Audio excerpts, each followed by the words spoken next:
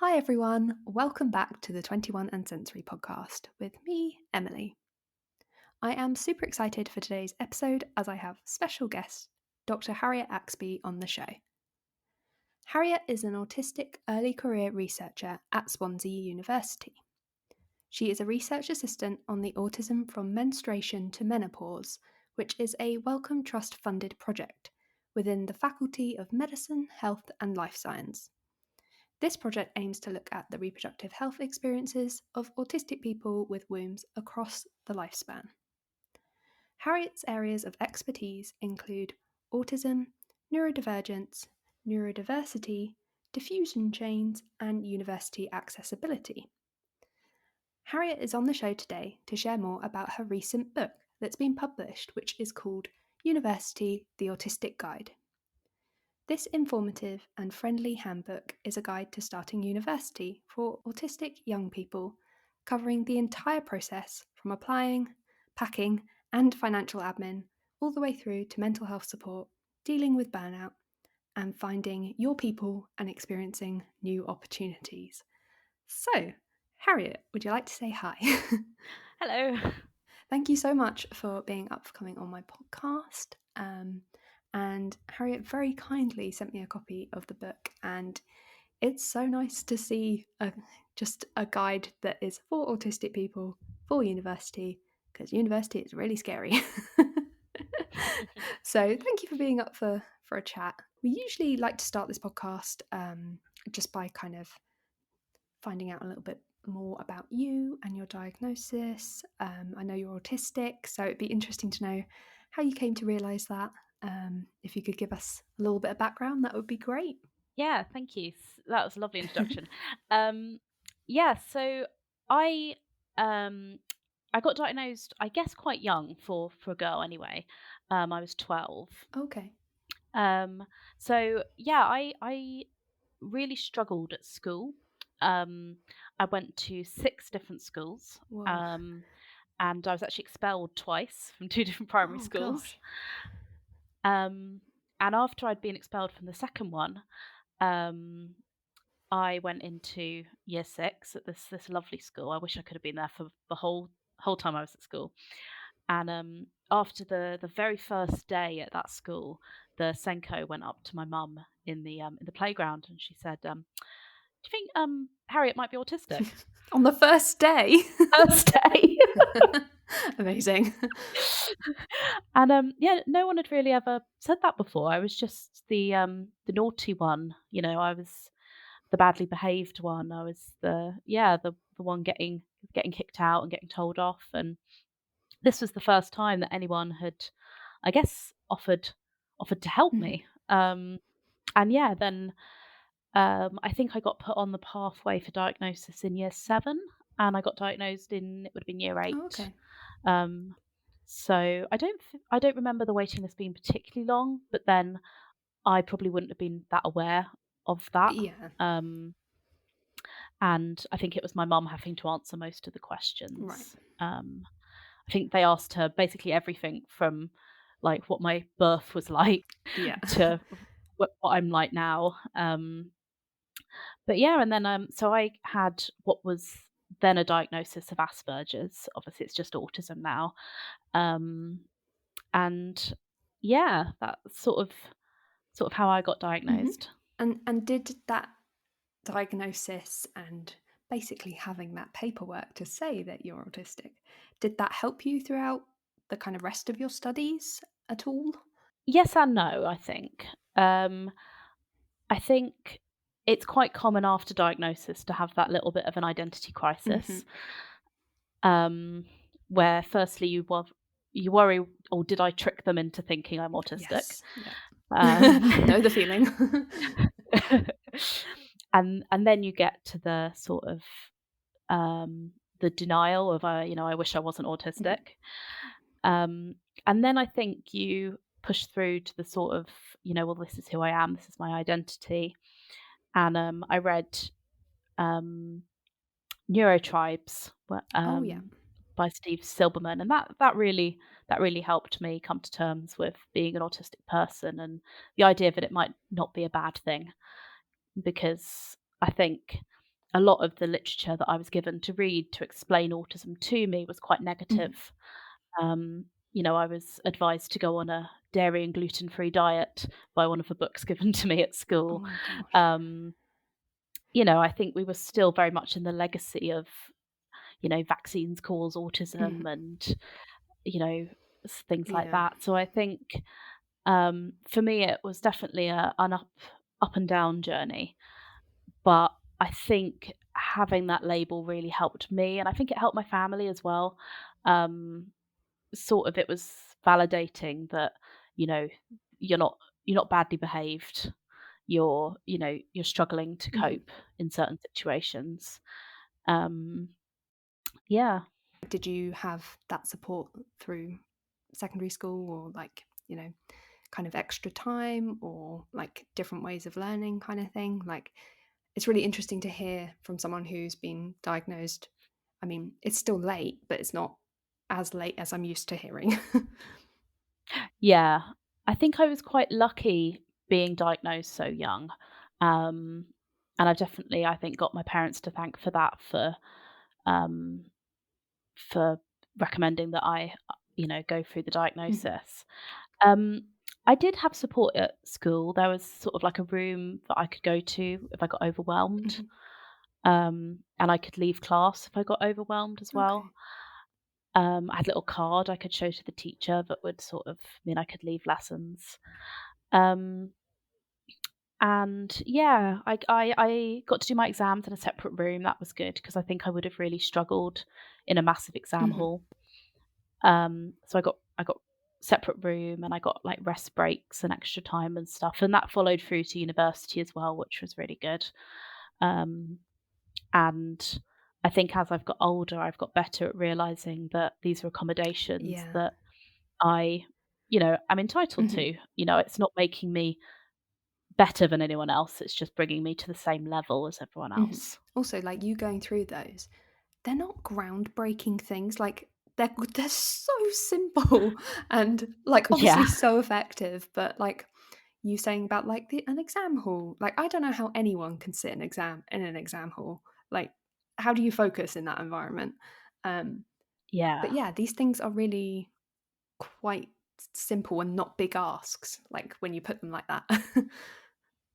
Yeah, definitely. And I say this in my book when I talk about reasonable adjustments, they're not, they're not that difficult. They're not that expensive. Mm. They're not, like you say, groundbreaking sort of Mhm. changes. And generally things that help autistic people will help everyone as well. Yeah. Um, Exactly. And I know you mentioned kind of going to university. What was your kind of own experience of university, having kind of had that diagnosis, and like, was basically when you started university, were you really like scared and worried about the socializing? Because I was.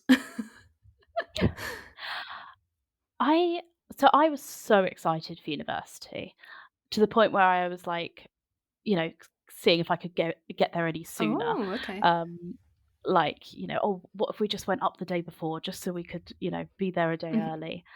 I was so excited, and I think university for me was a place where I think I did thrive, and it was it was difficult. It was definitely difficult with the social Mhm. aspect, but I think before I started, I didn't really think about the social aspect. It was only once I started that I started to realise that things are different Mhm. socially at university. Um, my degree was I did, primary education, Okay. so it was a 3-year teacher training degree, which I think was very well suited for me because it was 9 to 5 every Mhm. day, and a day a week was spent teaching in school, Mhm. um, with a sort of long placement every year as a class teacher as well. So that was very good for me because it had structure. Um, it incorporated the academic and the practical. Um, because while I can write really long, boring papers, I also really enjoy being in front of the classroom, coming up with creative ideas for lessons and things like that. Mhm. So I really enjoyed that side of university, but I definitely struggled with the social side of things because universities are massive, Yeah. and I'd gone from a very small sixth form. There was like 15 in my year at sixth Oh, form. that sounds great. Um, oh, it was great because sometimes no one else would turn up for lessons, so I'd have one-to-one Oh. tuition. It was brilliant. Um, so yeah, and it was, and there were some really great teachers there who I'm still in contact with now. Um, but there were definitely all these new norms to navigate. And I think I fell into the trap, which a lot of people do at university, of trying to find your best friends straight Mhm. away. Lots of people, they try and become best friends with the person in the room next to them, or in their hall and things like that. And then they discover that actually, you know, you might get on really well, but you don't want to live together next year or things like this. And I think that would have been really good for me to know Mhm. beforehand. Um, my mum tells a story of when she started university. So my mum strongly suspects that she's also autistic, Okay. and she says on her first day when she moved into halls, she went into the kitchen and everyone was talking to each other. So she assumed that they'd all come from the same school Oh. and already knew each other. Oh. So she didn't want to butt Mhm. in. So she just quietly made her dinner and went back to her Oh, room. bless her. And she said it was only 30 years later that she thought, actually, maybe they didn't know each other, they were just talking. But I think that's a really good example of like you just don't know how to act in these new No, situations. and that's a perfectly reasonable way of thinking. If you just enter a room and everyone's chatting in a new place, you're like, "Oh, they all know each other." Exactly. That's brilliant. I think another good thing about my university experience was my university was collegiate, and this meant that rather than having student support for the whole university, each college had their own student support. Oh, okay. And my college had some really, really great staff um, who, really helped bridge that transition for me. Mhm. Um, like they contacted me to say, would you like to arrive a couple of days early? Because I was autistic and things like that.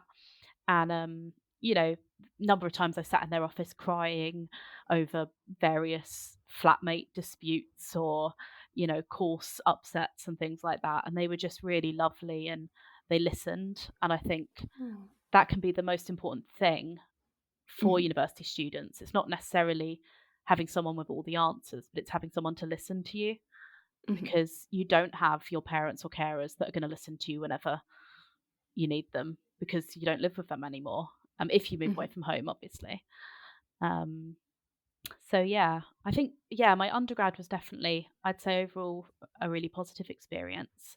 Postgrad was definitely more difficult. Um, not gonna lie, not just academically, but I did my PhD during COVID, um, which for what is already quite an isolating degree, Mhm. um, was definitely very difficult. And what was your PhD in? So my PhD looked at interactional differences between autistic and non-autistic people. Okay. So I looked at diffusion chain data, which is sort of like the game of telephone or Chinese whispers, um, Mhm. where people pass information down a chain. And I looked at how people interacted down this chain, what information was passed along the chain, and sort of, what they talked about. Um, Mhm. and one of my sort of key findings was a lack of difference um, between autistic and non autistic people. They tended to talk about the same things, Mhm. and they didn't perform any better or worse in the task based on whether or not they're autistic. Okay. Um, but I did find that there was a lot of awkward silences between autistic and non autistic people. Amazing. Yeah. And yeah, just a massive shout out to the team at Edinburgh because they helped me with giving me this data because of COVID. I couldn't do my original plan, so um, Yeah. Was it all done like remote? yeah, yes. My original plan had involved going into primary schools to collect data, Mhm. I was due to start my data collection on the 20th of March 2020. Oh, I know. It was like 3 days later, wasn't it? Yep. Um, Oh. yeah, so it ended up being me and my laptop in my living room for 3 years instead. Oh, Um, bless you. but yeah, luckily I was given the secondary data, which was really good, and managed to scrape through the PhD and get to the other side. Um, and yeah, it's a great project. They're replicating it now with an American site as well. So it's a Oh, really okay. interesting project um, at Edinburgh. I'm glad you were still able to do, like, what you wanted to do for your PhD, like, despite the kind of COVID thing. Because when you say, like, you wanted to go into schools, it was just like, "Oh, no." And so I'm glad you could still kind of go ahead with something that you were kind of passionate about. Yeah, I was very lucky, because it could have been an even bigger change. So I went from obviously in-person data with children to secondary data with adults.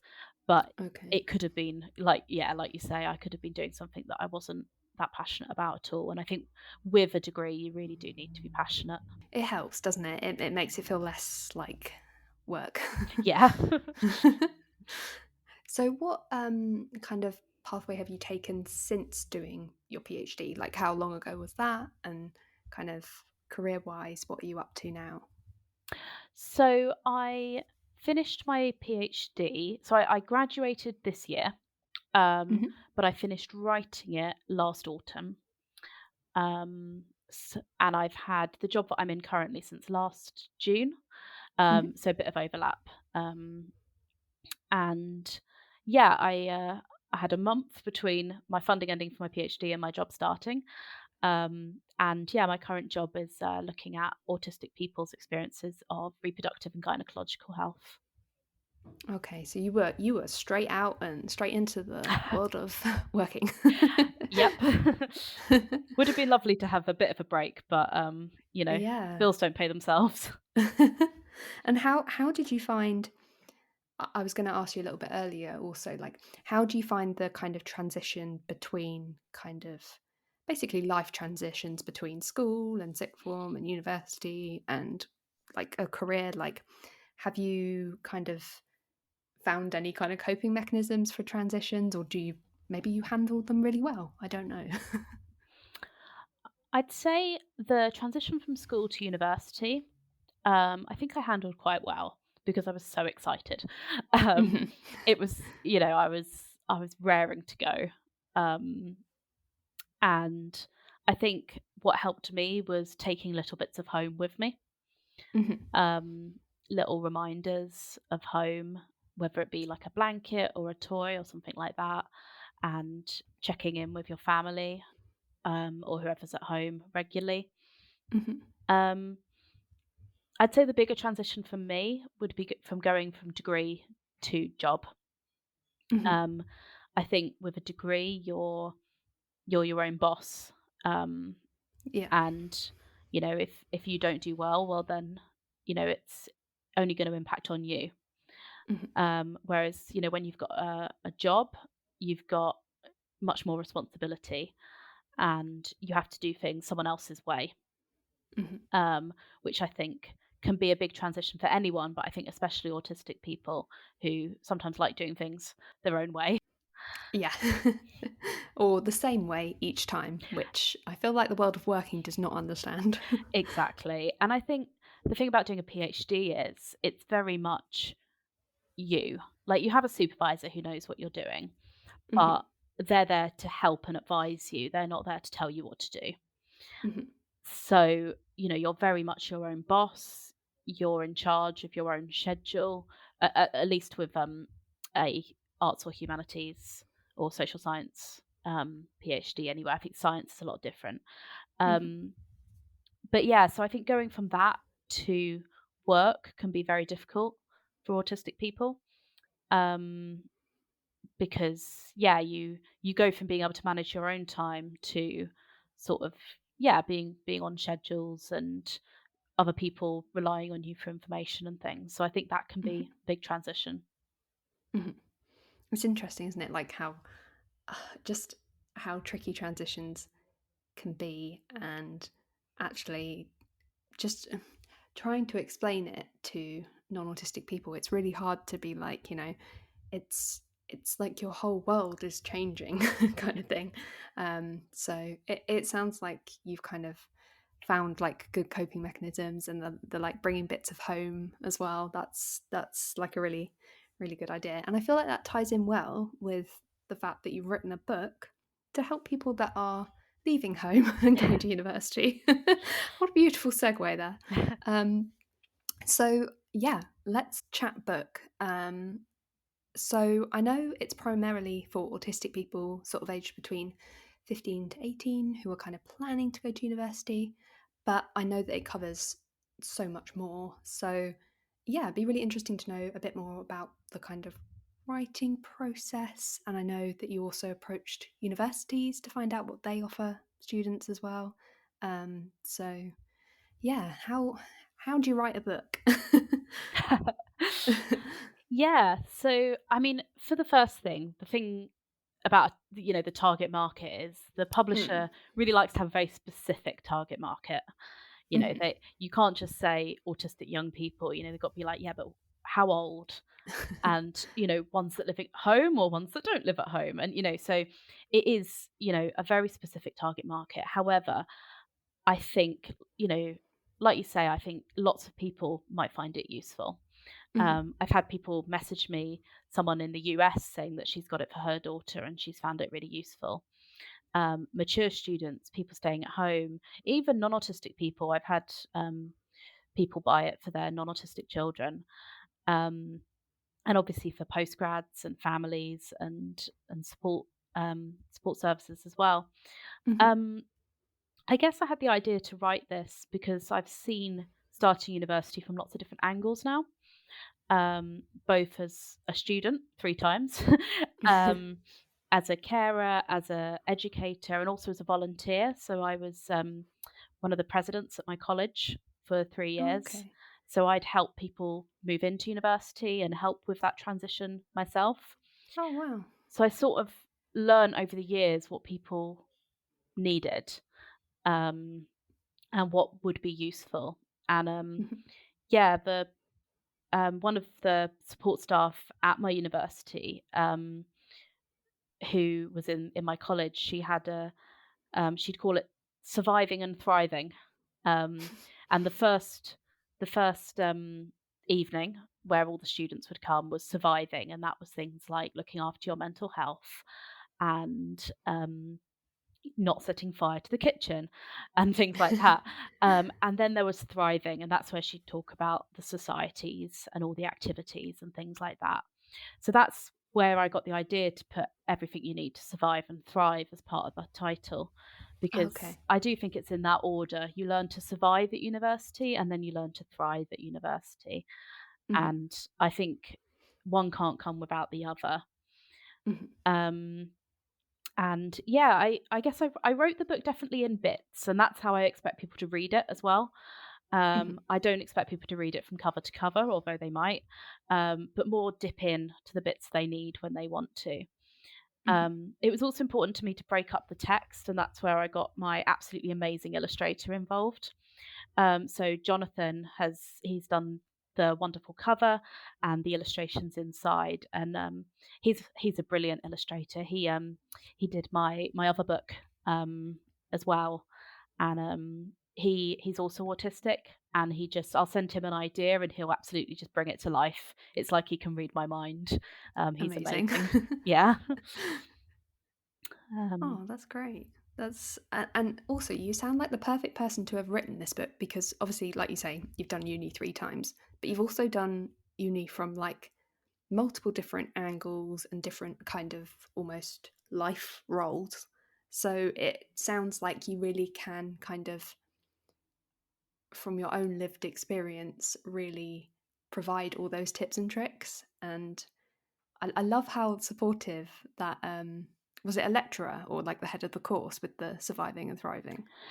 so her name was Jane, and she was I think, was she assistant principal then? But yeah, she worked at my college at Stevenson, and yeah, she was brilliant, and she one of those people that she really cares about everyone that's there. Yeah. And Um, it's such a like simple thing to do, but actually, it's the first time people have lived away from home, and knowing how to not set fire to things is useful. yeah, yeah, because there's always one person who we had one, and I don't think his mum had even left the car park when his entire block had to be evacuated, um, Oh. because didn't know the difference between a plastic chopping board and a baking tray. Oh, I think the entire okay. oven had to be replaced. Oh my god. So The yeah, thing is, you're never going to live that down, are you, as well? Like, people won't let you forget that sort of thing. nope. Oh god. Yeah, um, we had a fire alarm list of shame when I was at uni, um, and this is a tally of how many times you'd set the fire alarm off, um, Amazing. because you're learning all these things for the first time, I guess. Mhm. And I kind of feel like fire departments must be like, "Oh, it's the uni again." Like, of all the places, they're like, "It's gonna be the oven. It's gonna" Yeah, They must just be like, "Oh, not again." Um, yeah.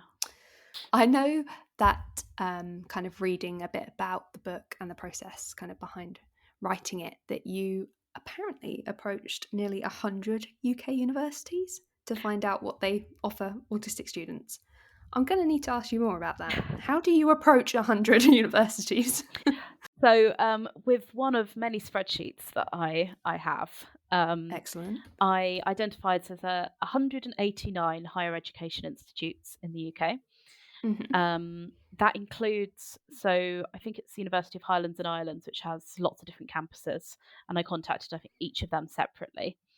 Hmm. So yeah, I contacted around 90, because I had a deadline and it was hard to, get all 189. So I went through Hmm. alphabetically. And yeah, I went through all of their websites to find the email for their student admissions or student support, and sent them an email basically asking them, what support do you have for autistic people? Do you offer X, Y, and Z, such as early move in? And, do you have any more resources and things like that? Hmm. 24 replied. Um, Only 24. yep. Um, What? and that's any reply as well. That's like some of them just replied with um, someone else's email address to email. Some of them just replied with, "Here's a link to our student services," um, things like that. Only 17 replied with something that was actually useful. Um, Oh, gosh. but some of these were really good, and I found generally that this was the smaller universities, Hmm. including one university I'd never even heard of before, provided probably the best response, um, for any university. Hmm. Um, and yeah, it was lots of universities, they listed what they currently offer, um, what students could apply for through DSA and things like that. And some of Hmm. them had like their own web pages for autistic people as well, which was really helpful. But Oh, yeah, okay. but most of them didn't reply. And one of them thought I was making a subject access request. So I got a load of legal jargon through. And then by the time they did reply Great. to it, it was again with a link to their student services page. Um, Wow. so yeah. How did that make you feel, seeing how universities are at the moment? Was it a bit kind of negative? I'm not sure because I guess you never know how busy these inboxes are. Yeah. So I tried not to take it personally, but I was a little bit like, this is important information. And, if I could be a student requesting this information and Yeah. you're not providing it. Um, but yeah, I did get some useful information, which I put, in the book. I've got a whole section on what is currently offered at universities and stuff. So I've sort of Mhm. collated all of that, um, using another spreadsheet. Um, I love the autistic organisation levels here. so many When you're like, "I spreadsheets. worked alphabetically in a spreadsheet," I was like, "Yes." There was conditional formatting. Ooh, love to hear it. it's really interesting that you kind of almost had to extract this information from the very few universities that got back to you. But it's really great that you have like compiled it all in your book, because at least then I think autistic people reading it will know that they're not, you know, asking something out of the ordinary kind of thing, or asking something kind of too big of a university. Like, it is just these kind of, like you say, like moving in a couple of days earlier, like just having that kind of quieter time to just sort your life out. I can imagine is quite helpful. Yeah, and I think the thing about moving in early is it's rarely an inconvenience to the university because they have students move in then anyway. Mhm, So most universities have 2 move-in days anyway. They have one for international students and they have one for home students. mhm, So it's really not that difficult for students to be able to move in with the international students. mhm. And I think this is where, autistic people often feel they don't want to be an inconvenience and things like this. But it's important to remember that these are things that you are entitled to. These are things that will help you. And a lot of the time, university does want to help you too. They want you to get through your degree and they want, from a cynical point of view, they want the good scores on all um, Yeah. the student surveys, but also there are staff that really care about you and want to see you do well. So Mhm, yeah, being able to move in early is something I would recommend for everyone because it's not going to negatively affect you, mhm. and it's a very easy adjustment for universities to put in place.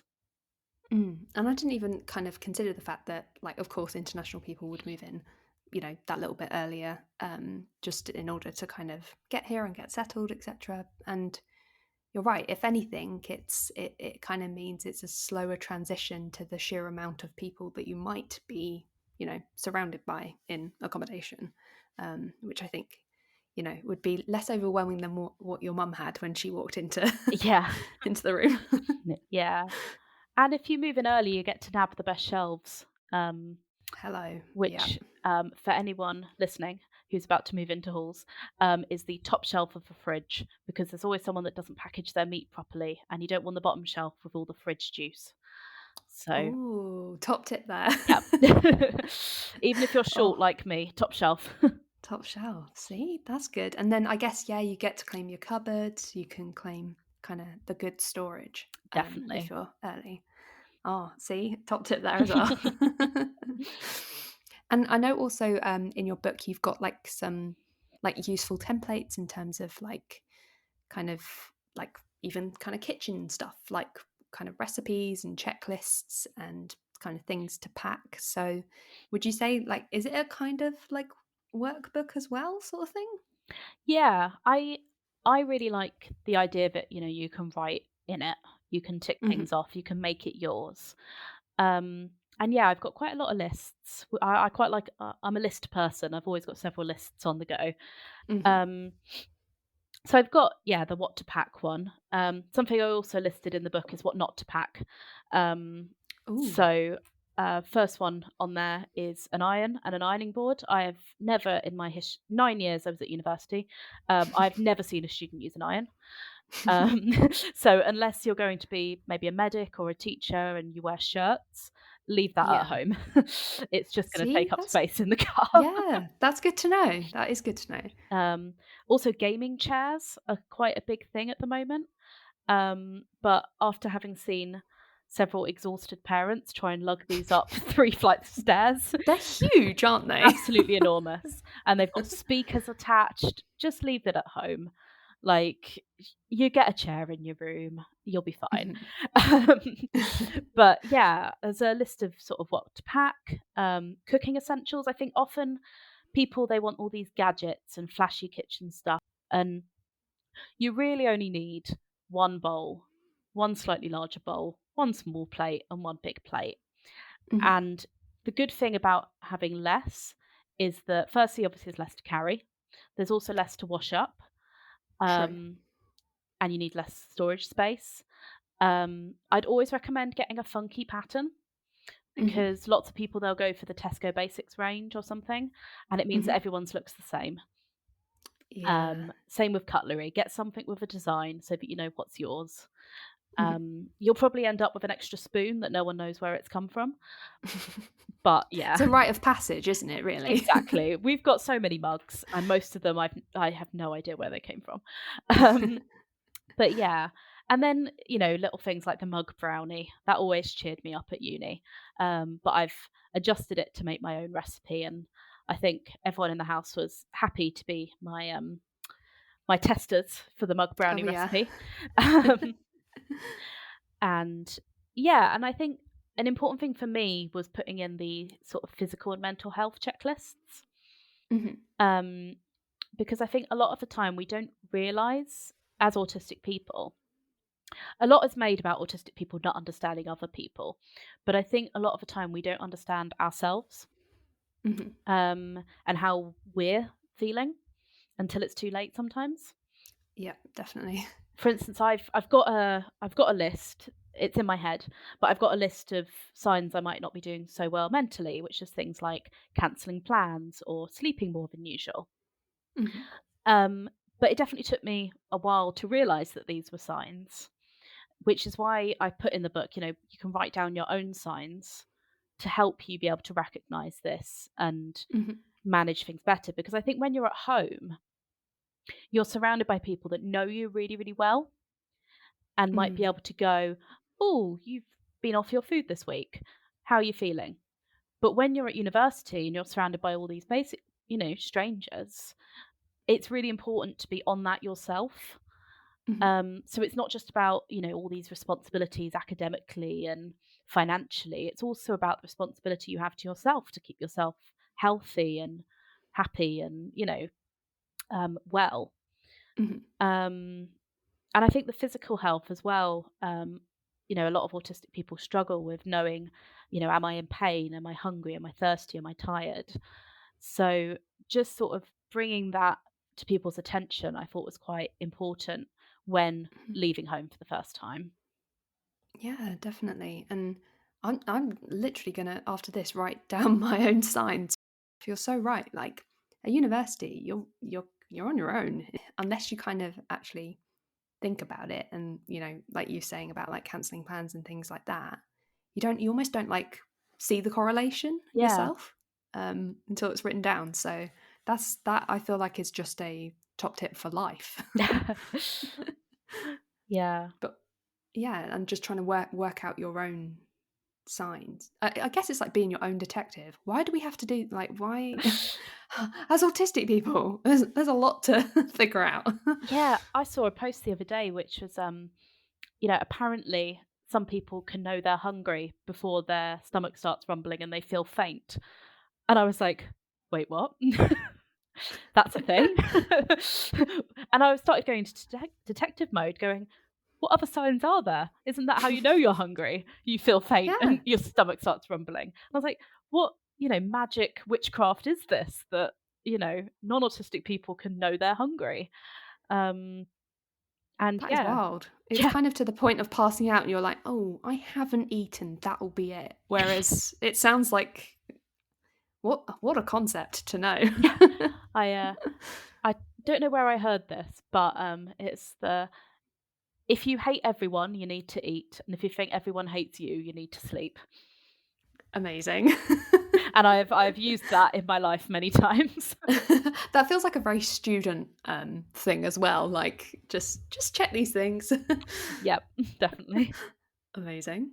Um, I think it's really helpful as well that you've kind of like we hear a lot kind of or there's a lot more kind of talk around mental health stuff, but also you mentioning like the physical health stuff and like knowing where to go and being in a new environment as well. Like it's scary if you're in pain and you're not you know near a parent or a carer and can ask kind of thing. So I think it sounds like you've really covered like every like um side of just being away from what and I know that there's like a few kind of key takeaways that you have as well, and things about like educating yourself about like consent and just understanding that you might be slightly more vulnerable in certain situations, which I think, yeah, it's really important to kind of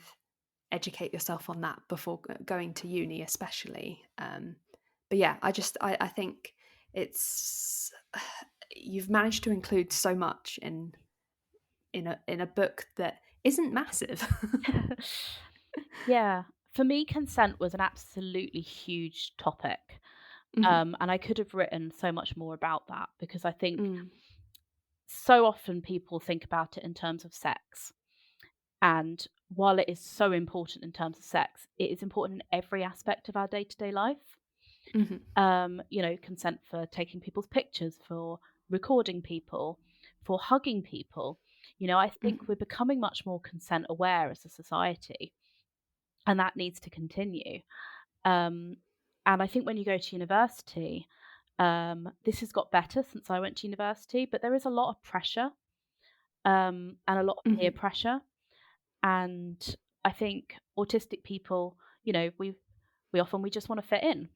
Mm. So a lot of these activities, oh, well, once you join this club, you need to eat a raw onion or you can't be on the team.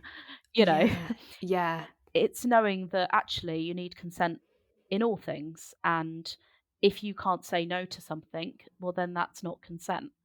Mhm. And it's the idea that consent needs to be freely given, and you need to be within capacity. Um, and there's all the concepts of consent. And in the book, I give examples of where consent is and isn't given, little Mhm. scenarios where people can really think. And it'd be great if people can discuss these with other people as well, because yeah, it's consent of your body, but it's also consent of information. Mhm. In the book, I do the example of someone who has transitioned and someone outs them as being transgender. Okay. Mhm. And it's the idea that, yeah, there's consent over your information as well. Yeah. Not just in a GDPR way, but in a being a good person kind of way. Yeah. Um, Exactly. and I think parents and educators also have a responsibility to talk about that with their children. Mhm. And it's not just in terms of sex, although obviously that is a massive, massive issue when it comes to consent as well. Mhm. And I guess also I feel like university is the kind of maybe the height of maybe peer pressure you experience as a kind of young adult, as a teenager, and even around things like drugs and alcohol and the kind of going out and the partying culture at university. Like you can see how it's you know is so easy to get swept up in something and think that you can't say no, sort of thing. But it is okay to say no. And like you said, if you can't say no, then, you know, should you be in that situation, you need to get out of it. Definitely. And I think a lot of the time we think peer pressure will be things like someone coming up to you in a club and being like, "Hey, do you want some drugs?" Like, Mm. I think that's happened to me once in my entire life. I really thought when I went to university I'd be surrounded by people doing drugs and trying to get me to do drugs with them. But for me, the peer pressure came on the academic side of things, of Hmm. people asking for help with their work. Oh, Um, okay. When they know that you're good and you're a nice person. it just I won't confirm or deny being a good person. Um, but, yeah, and it was people would ask for help with essays, and it got to the point where I was, taken a member of staff took me aside and said, I'm worried you're being taken advantage of here and helping people too much." Mm. Um, and, it's very much, "Oh, well, we can't go out tonight until I finish this essay." And I went, "Oh, well, I'll help you with that." You know, Right. Yeah. and I think the thing is peer pressure doesn't always present in those stereotypical ways that you're shown in the cartoons of someone with a bag of Mm. drugs offering you one. Um, Yeah. uh, It's like people pleasing as well, isn't it? Really, yeah, like you're like, oh yeah, I'll do that for you, kind of thing. yeah, and it's hard to say no because Mm. especially when you're friends with someone, and that's the thing, it's rarely a stranger pressuring you, it's someone that you're friends with and probably doesn't even realize they're pressuring you. Mhm. But yeah, I write about my own issue with plagiarism in the book, of nearly getting in trouble for plagiarism, um, Oh, because I okay. helped someone. Um, and it's also where I realised that the plagiarism software includes your reference list as well. So what had happened is someone had copy and pasted my reference list onto their essay. Oh. So while our essays were completely different, our reference lists were identical. Oh, Luckily, it I was didn't know that either. no, neither did I. Why aren't we told these things? Yeah, yeah, and I think it's, luckily I didn't get in trouble, and neither did they. It was a, slap on the wrist, don't help people so much, Yeah. Harriet. Um, but yeah, I think it's important to remember, yeah, not to be yeah, taken in, I think, so much. Mm.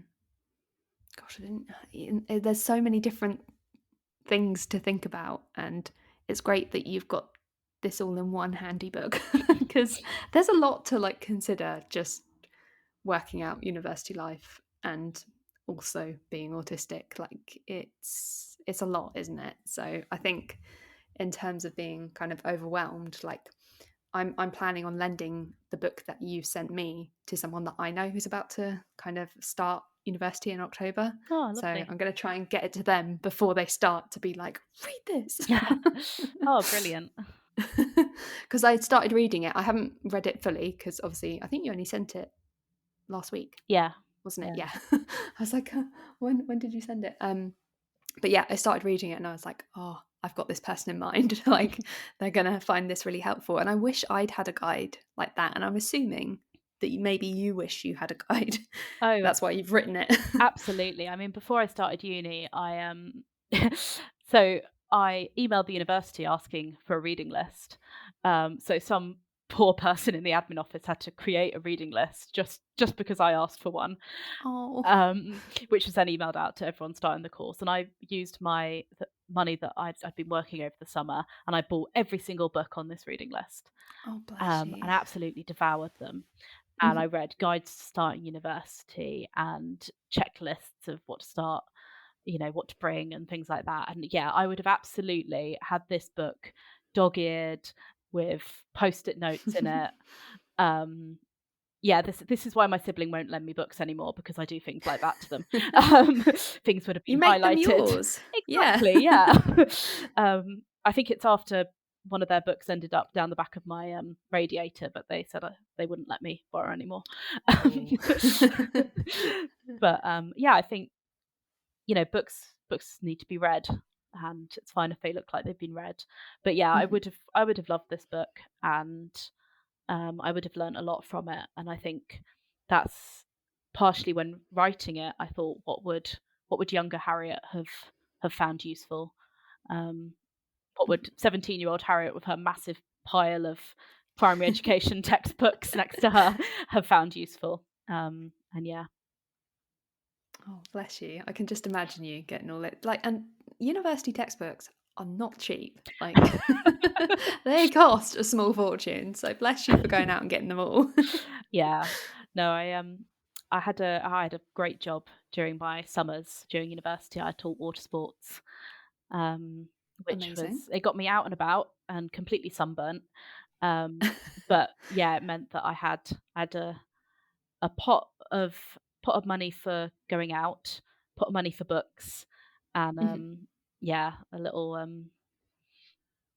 fund for any extras as well, which I burnt through very successfully within my first term at uni, I think. Amazing.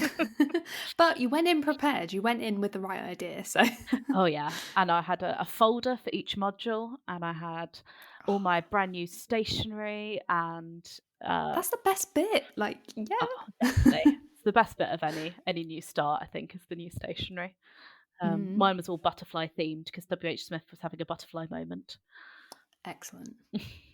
Love that. I love that it's all kind of like, oh, just sounds like autistic heaven. Just like match stationery, like well ordered, like paperwork, both life wise and uni wise. Like the amount of people who, like at university, would just lose the key bits of paper or not be able to hand in the right stuff. Like, I feel like that adds stress to just university in general. So if you can get that kind of organized beforehand, I think if you can set yourself up right, Yeah. then hopefully you can carry it on. And I think I was that annoying person in the year, just generally, but also for I had basically memorized the course handbook.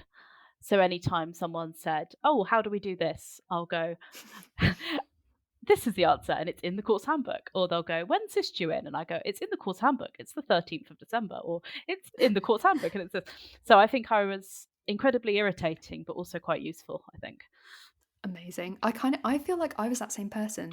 Like, people would constantly come to me and be like, "Do you have the recording of the lecture for this day?" And I'll be like, "Yeah, I record every lecture." Yep. Here are my notes. Here are my other notes, and here is the Yeah, transcript of the lecture that I made. Yeah. exactly. And here's the audio file. Should you want to listen back? Like, they'd constantly be like, I'd be almost like the kind of, like, I don't know, unofficial library of Yeah.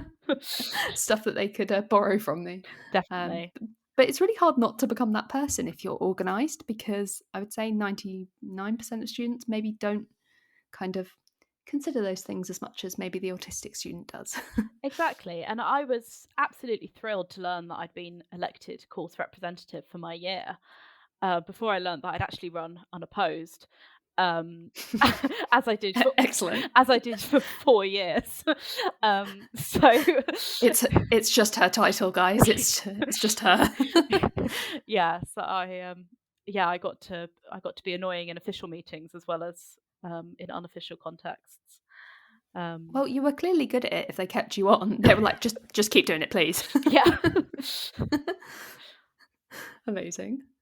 And I guess also, like, it's something that's quite helpful as well. Like, one of your kind of key pieces of advice is kind of schools or even colleges taking students on trips to university kind of early on in, like, sixth form or in secondary school.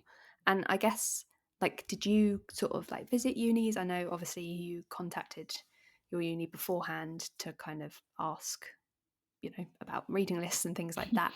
But just recommending kind of, like, get going out and getting to it. Like, I remember before I started university, me and my mum did a trial run of the bus there and back, which I hugely recommend if you don't live at university. But, like, doing those sorts of things so that you know how to get there, or kind of the campus at least. Like, that seems like a really good, like, top tip. Yeah, definitely. So I my sixth form actually took all of us on a one night residential to Oh, a university in the first month of sixth form. oh, Um, okay. and I would recommend this for everyone because Mm. I think you can't aim for something if you can't visualize it. Yeah, you have no idea, Yeah, do you? you can't think, "Oh, I want to go to university," without having ever been to a university. And Mhm. I think lots of people went on that and decided that actually university wasn't for them. But Okay. then that was fine because they weren't then spending 2 years working towards a UCAS application. They could Yeah. instead work towards an apprenticeship. Mhm. Or for me, I was like, "Oh, this is brilliant. I want this." And Mhm. I got a better idea. For instance, the university we went to was, it was quite more of a city university. Mhm. And I realized that actually I think I'd do better on a smaller campus. Um, Okay, so it almost gave you a kind of, like, you realised that it wasn't sort of that level that you wanted to be at. You wanted to be at, a slightly smaller one to suit you. yeah, definitely. And all the universities I applied for were those smaller campuses. Mhm. Um, and yeah, I think that was really important for me. We had a mock lecture. I don't think it was on any topic that I ended up doing. But again, it was, an idea of a lecture because before then, you've only been in really small classes. You don't even know what a lecture hall looks like, except I think a lot of us, we watch American movies and Mhm. shows, and that's what we think university's like.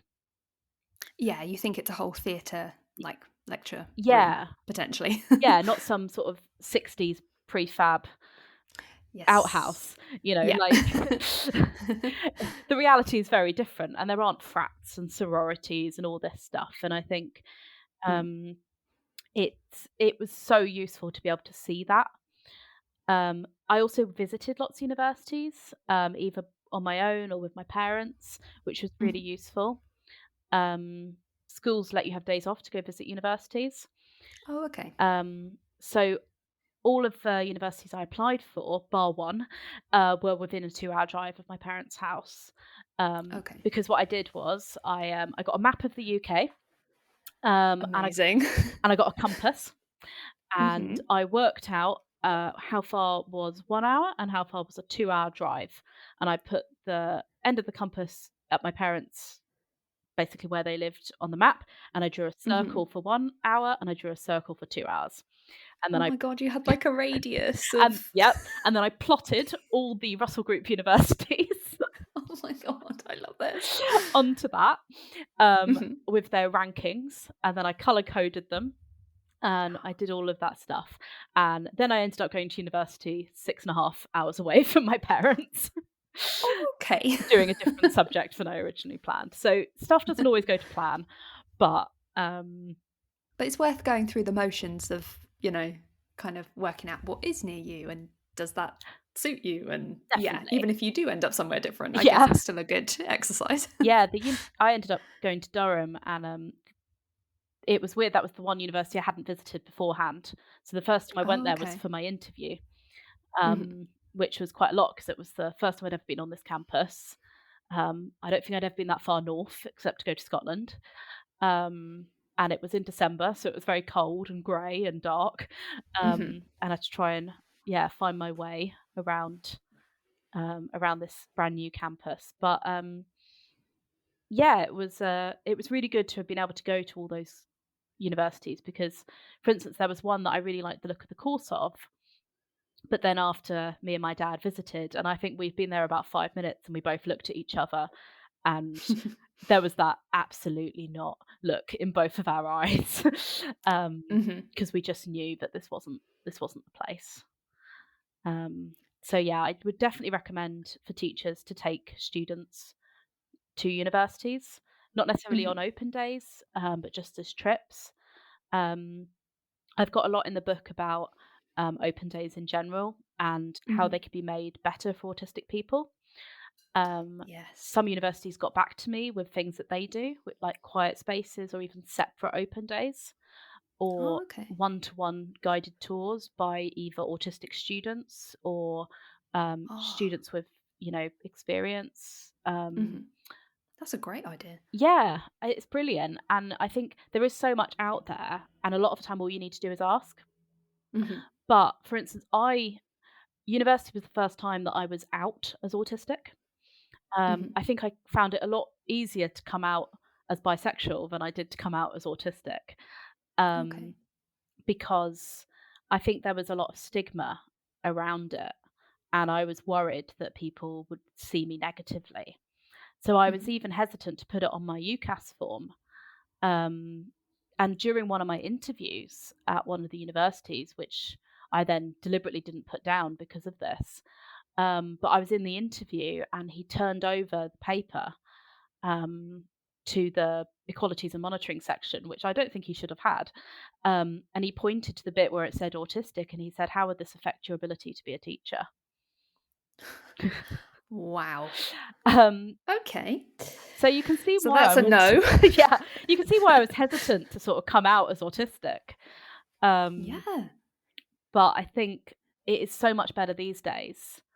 Mm. I make it sound like it was ages ago, it was only 9 years ago, but I started Mhm. uni, but I think it's not seen as something that's gonna prevent you from going to university. I think people are Mhm. much more willing and open to help and to support, and I think there's a lot better understanding of autism, Mhm. um, and, just any sort of additional, requirements that people might have. Mhm. So I would say to people not to be afraid to disclose an autism diagnosis. Um, and yeah, the worst they can say is no, but it's always best to ask. Yeah. Yeah, definitely. And I think also kind of you saying about, you don't have to go to university, or, you can go for a different course at a college or a university. So like for example, I decided to do a foundation art degree before doing a degree because I wanted to be sure that I wanted to do graphic design, which I did do, but it was a year before doing the 3-year course. Um, what reminded me of this was you saying about your interview experience, but I remember that my secondary school didn't count me as a leaver because I wasn't going on to a degree. Oh God. I was going on to a foundation course and I didn't make the leavers list. I was like, I'm still leaving. So just shows you just how understanding these places are. Yeah. But yeah, me and another friend, I think she was going on to do like a dance, maybe, I don't know if it was a B Tech or it might have been a more foundational thing, but she also didn't make the list. We were like, we're still not going to be here. Yeah, unless you want us back, you know. Yeah. We were like, right, okay. But I went on to university. Like it doesn't like mean you can't go on to that, or if you just, take a different path like an apprenticeship or something. So I think, yeah, it's definitely good to trial like university if you can, or potentially kind of look at different course levels. Like you don't have to go straight to a degree if you don't want to, kind of thing. Yeah. Um, yeah, so In all a lot of things to take on board. yeah. Yeah, in my book I have people's I've got some autistic contributors Mhm. who are absolutely amazing. I think it adds a more personal touch and stuff. And Mm. one of them actually talks about doing a foundation degree. Oh, okay. So, they had the grades, but they decided, that they wanted to get to grips with university and Yeah. do a foundation degree first. And I think, like what you say of, taking that extra year is really important. I think a lot of autistic people, after 14 years of education, are sometimes a bit burnt out Yeah. and they don't want to go straight into a full blown undergraduate. Mhm. Sometimes they need a gap year or, an extra year of training or, maybe to work for a year. And I think that, that is okay. But like you say, like school's not counting you unless you go straight into university. I think sometimes there's a lot of a stigma around taking a little bit of extra time to do something else. Yeah, and if anything, it set me up better because I stayed at that campus to do the degree because I knew the campus from the foundation year. So, if anything, it suited me great as a undiagnosed autistic person. Oh yeah, and I remember some people did foundation year for my degree, for my undergrad, and Mhm. they were miles ahead of us. So when the rest of us started for first year of undergrad, and they'd already been there a year and they'd done things on pedagogy and teacher training and things like this already. So they were well set up Mhm. for the first year of the undergrad. Um, and yeah, like I said, they were leaps and bounds ahead of us in terms of sort of content, which I think can be really useful. Yeah, if it gives you that little bit of a head start, but also just eases you into things, I think that's only a good thing. Yeah, definitely. So, where can people buy your book? We have mentioned all the great things it includes, but we haven't actually mentioned where they can buy it. So it's available on Amazon and in bookshops like Waterstones. I Mhm. don't know if it's in person in Waterstones, but you can definitely get it like online, and through the publisher through Pavilion. I'd say go through the publisher, and while you're there, you can have a look for my friend and colleague book. So Gemma's got a book called "Understanding Others in a Neurodiverse World," um, and it's a great book about sort of how we all think and understand each other differently and stuff. But yeah, so the publisher's probably the best place, Pavilion and Mhm. Amazon. And my other book's also on Amazon as well. I've got a children's picture book called My Brother Tom Has Superpowers. Amazing. I have seen that. I had a little look. It looks so cute. And it was the same illustrator, wasn't it? Yes, Jonathan. Yeah. I definitely recommend his stuff. He's got a cute book about a zebra that thinks he's lost his stripes. Um, Plot twist: Amazing. he's actually covered in mud. Not to spoil the ending. Um, but yeah, Excellent. my picture book it's not about autism being a superpower, which I think is a common misconception about I the guess book. the title, yeah, I Yeah, get you. but it's actually the little girl that's autistic. Um, Oh, okay. and it's based on my own experiences growing up, um, feeling that everyone else could read minds and had these superpowers because they always knew Mhm, the right thing to say. They never got in trouble. They could basically read other people's minds. mhm. And the little girl in the book, she thinks that her brother can read minds. So she's saying Okay. what she'd do if she could read minds and how unfair it is that he can read minds but she can't. Right. So it's about, yeah, the autistic experience. Like everyone else has got the manual, but you haven't. Exactly, yeah. Yeah. I get that. um, Oh, yeah, amazing. and Well, I will make sure to link to all of those things and to Gemma's book and to Jonathan's work if I can find. Does Instagram kind of yes, website maybe I can yes, link to? I'll send you his details. Thank you. And yeah, I'm on Twitter as at Axbey, Axbey. And yeah, he's on Twitter as well, Jonathan Raisborough. Um, and yeah, see all the good work. Amazing. Well, thank you so much for kind of coming on here. We've been talking for over an hour and it's gone so quick. But I'd love to know, this is putting you on the spot, so I'm sorry, and you can have time to think about this. But if you could leave us with one bit of advice or like a top tip, like for anyone who's about to start university in kind of the next few weeks, what would you say? I would say you don't have to be perfect straight away. And Oh, going to university it's a massive thing, and you should be very proud of where you are and how you've got there.